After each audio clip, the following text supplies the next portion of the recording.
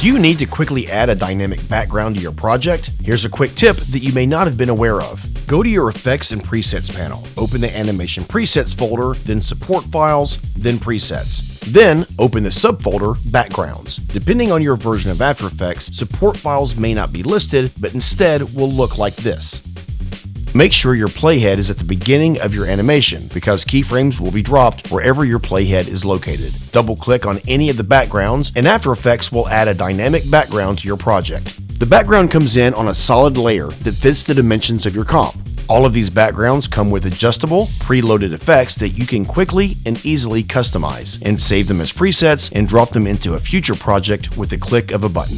If you haven't checked out the background layers that come natively with After Effects, then you should definitely give them a try. They can save you a ton of time when you need to add a quick, dynamic background.